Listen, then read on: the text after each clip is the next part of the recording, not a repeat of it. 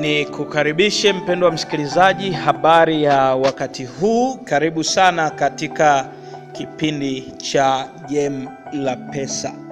Siku ya jana tulifanikiwa kuwa na sehemu ya kwanza ya somo ambalo tunaliendeleza leo. Itakuwa ni sehemu ya pili, acha kufuata mkumbo.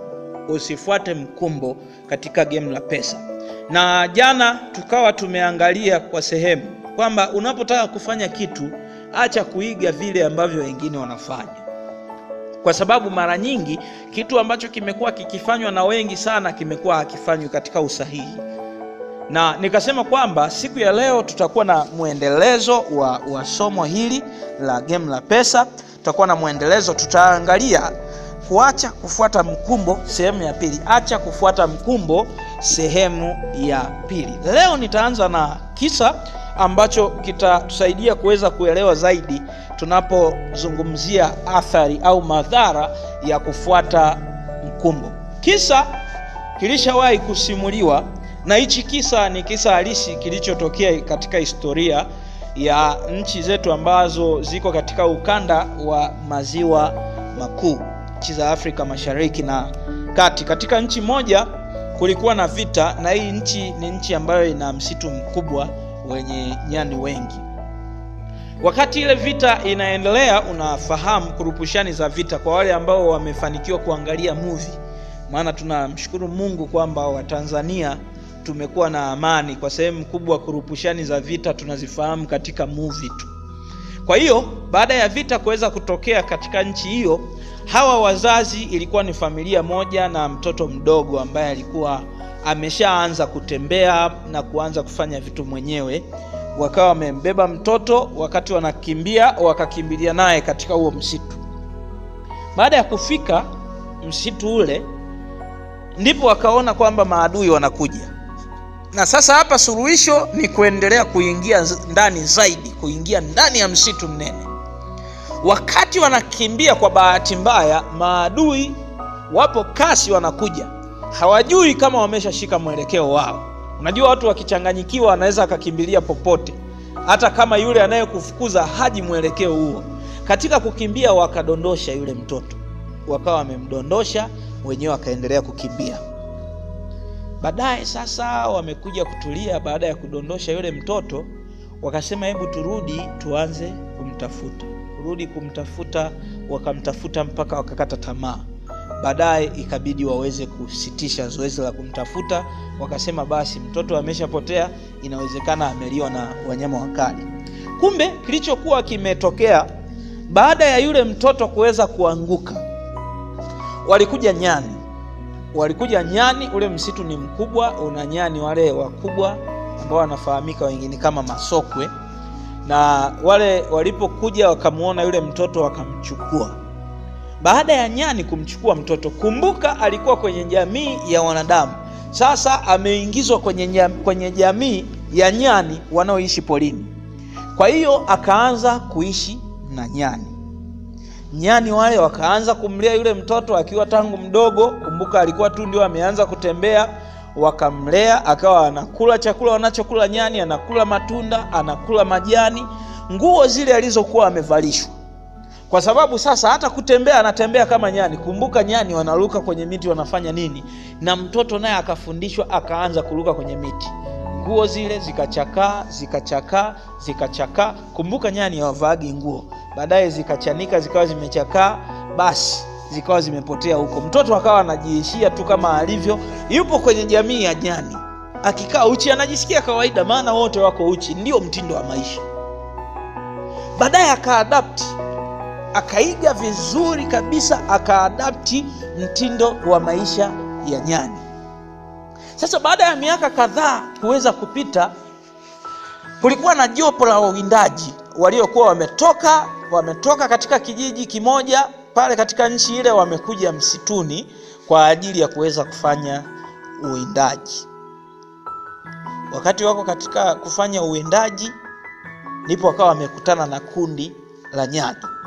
Wale nyani walipokimbia, wale wawindaji wakashangaa sana, wakasema kuna linyani limoja tunaliona, sio linyani la kawaida. Yaani ni nyani ambayo liko tofauti na nyani wengine.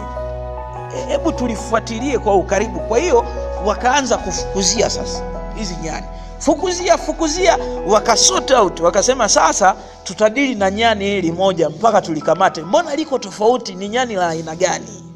Kwa hiyo wakafukuzia bwana, wakafanikiwa kuweza kukamata lile nyani.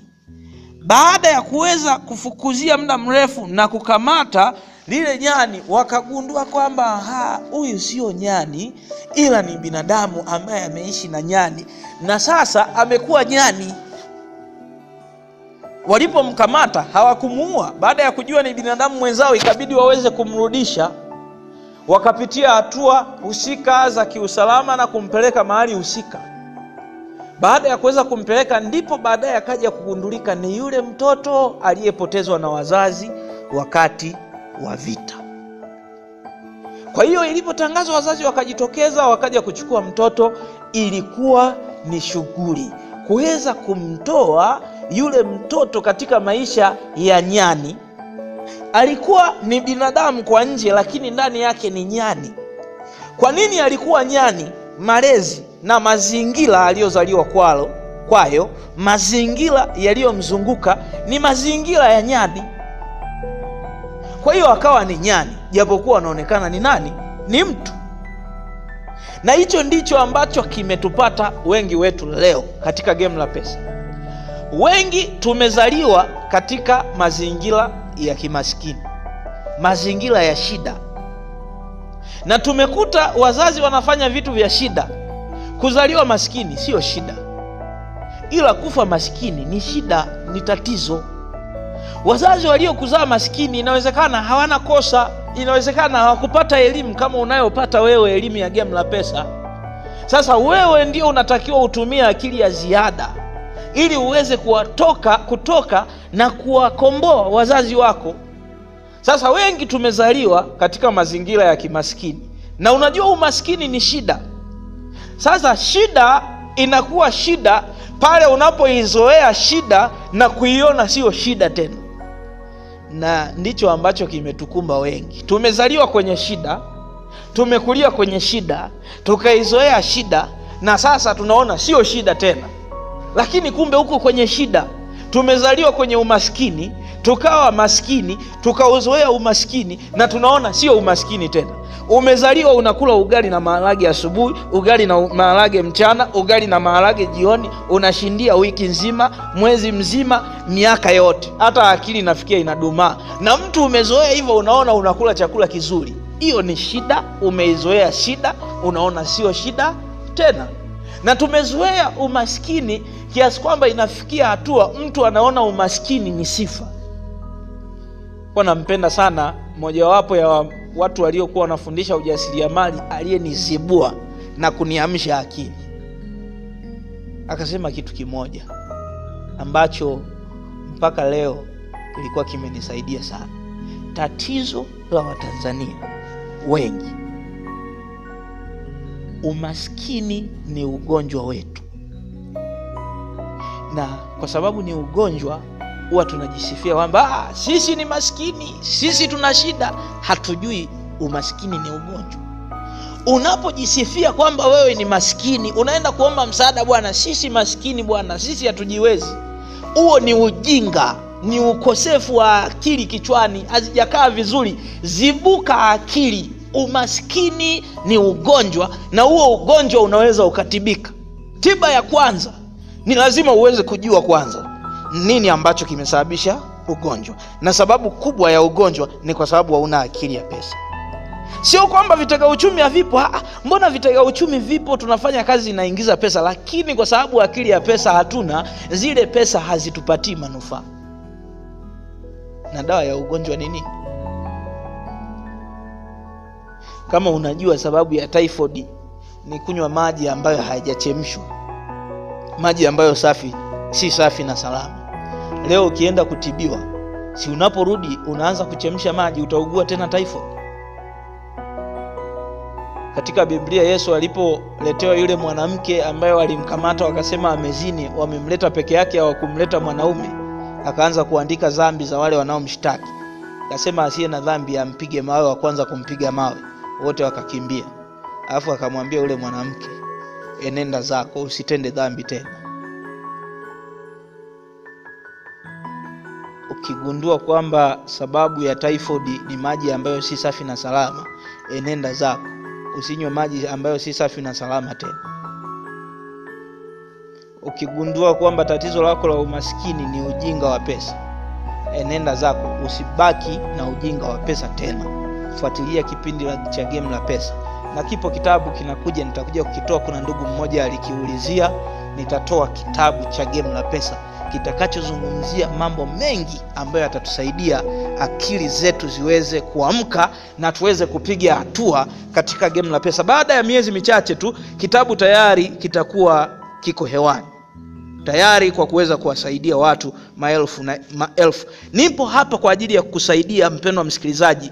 Wengi wetu kama yule mtoto aliyeangukia kwenye msitu akalelewa na nyani, akaanza kula kama nyani, akajiona ni nyani. Wengi wetu tumezaliwa katika mazingira ya umaskini, tumezoea umaskini na tumeona umaskini sio umaskini tena, sio shida tena. Asubuhi ya leo nataka nikuambie mpendwa msikilizaji, umaskini ni umaskini na umaskini ni ugonjwa. Usijisifie kwa ugonjwa wa umaskini. Umeshawahi kuona mtu ametoka kupima, amekutwa ana typhoid, anaanza kutangaza, nina typhoid, anazunguka kule sokoni, nina pressure ya kupanda, nina nini? Ujinga. Na ndicho tunachofanya, ndio ujinga ambao tunafanya kwenye umaskini. Sasa swala la msingi ni nini? Wengi tumekuwa tukiiga kama yule mtoto aliyeiga nyani wanavyofanya, na sisi tumekuwa tukiiga vitu ambavyo vinafanywa na watu ambao hawapigi hatua katika Game la Pesa na namna. Kwa hiyo tunaiga wanafanya vitu gani, na kibaya zaidi tunaiga na namna wanavyofanya. Unajua vitu wanavyofanya inaweza isiwe shida, ila namna wanavyofanya nayo tunaiga. Matokeo yake kila kitu tunachokifanya ni kile kile. Kwa hiyo tunaiga kazi, tunaiga biashara bila kuweza kuleta maarifa tofauti kwenye wewe biashara. Tunaiga kula, umeona wanakula ugali na maharage na wewe umekariri kwamba ni chakula. Tunaiga vitu vya kununua. Uliona mwenzako alipopata hela amenunua simu, smartphone ya 300 na wewe unanunua. Tunaiga kununua. Alinunua bodaboda na wewe unanunua bodaboda. Hata hujiulizi hii bodaboda itanisaidia nini? Okay, umeinunua, nifanye kitu gani tofauti nisiwe kama yule? Kwa hiyo tumekariri.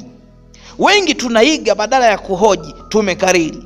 Tunarudia kile kile ambacho kilisemwa na wengine na kilifanywa na wengine. Tunaiga hata ambavyo havifai kuiga.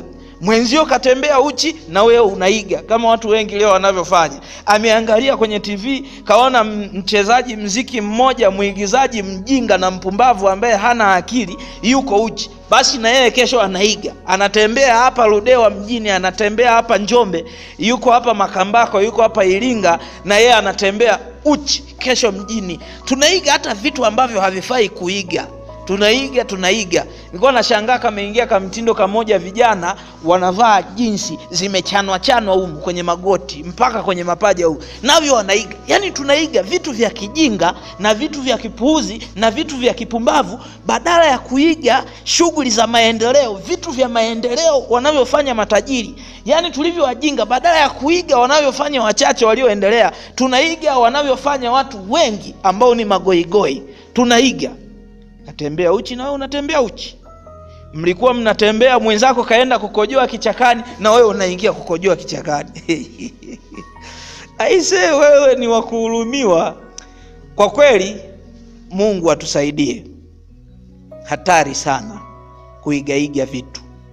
Kwa hiyo tunaiga bila akili. Tunaiga tu. Na yapo mawazo sasa ambayo tumekuwa tukiiga, matokeo yake hatufanyi maendeleo yoyote. Unaiga, umeona mwenzako anafanya biashara hii, huyu anafanya biashara hii, huyu anafanya biashara hii. Nikatembea katika mji mmoja, nikakuta yule mama wa kwenye ule mji anafanya vitu vingi hadi nikashangaa. Unajua kuna watu wengine wanakuwa ni kama makahaba wa shughuli za kijasiriamali. Yaani huyo anakaanga mandazi, huyo anachoma mikate, huyo anauza kuni, huyo anauza duka, huyo anauza genge, huyo amelima, matikiti, huyo amefuga samaki, huyo amefanya, yani vitu vingi. Na unajua shida inakuja wapi? Hauwezi ukavifanya kwa ufanisi. Fanya kitu kimoja kwa uhakika na kwa ufanisi. Tena usifanye kikubwa. Wengine wanataka aanze kikubwa, yani kama ni kulima leo aanze kulima eka 20. Ni bora ulime eka 2 au 5 za uhakika utakazozisimamia vizuri.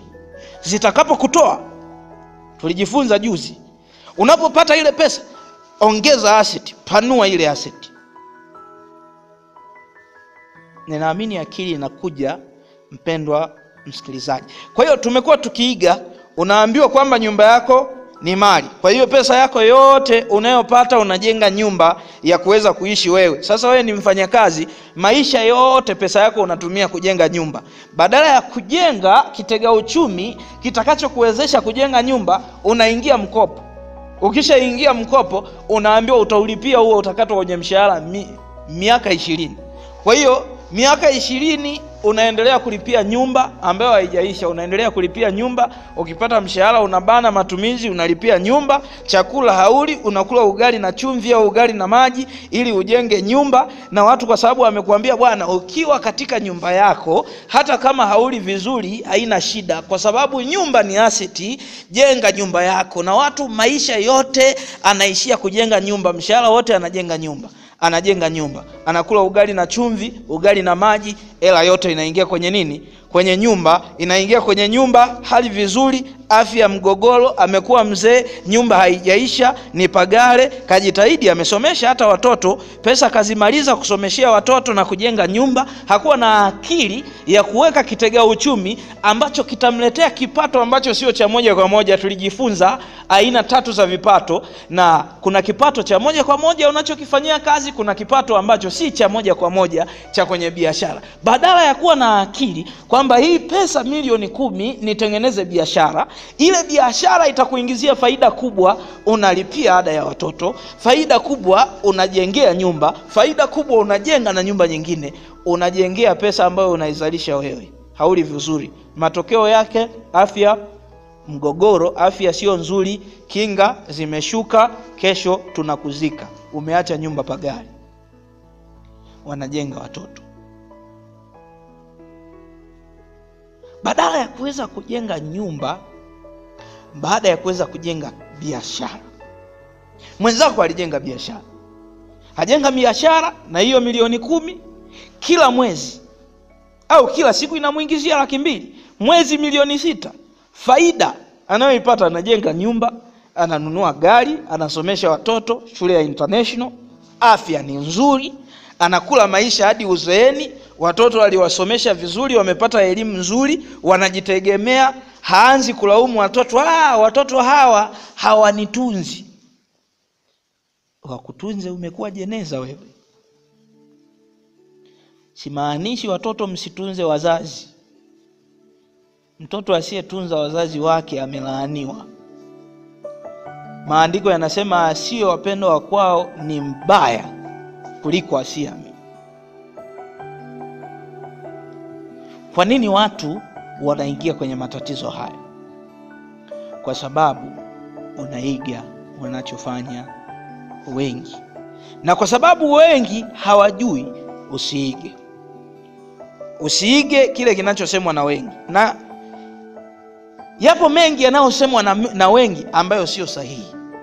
Siku ya kesho tutayaangalia haya mambo, dhana potofu katika game la pesa. Dhana potofu katika game la pesa tutaziangalia siku ya kesho. Swala la msingi tunapomaliza somo la leo, usiige wanachofanya wengi. Simaanishi kwamba wanavyofanya wengi si vya msingi. Hata kama ukifanya, kuna vingine utaiga. Hata zipo project nitakazo kuelezea wengi wamefanya, unaweza kuiga. Lakini kama unaiga, tengeneza akili, nitafanya kitu gani cha tofauti kitakachonitoa. Nikutakia usikilizaji mwema wa vipindi vinavyofuata. Mpendwa msikilizaji, ulikuwa nami mwezeshaji wako Petro Tumaini. Namba zangu za simu 0754 20 20 21.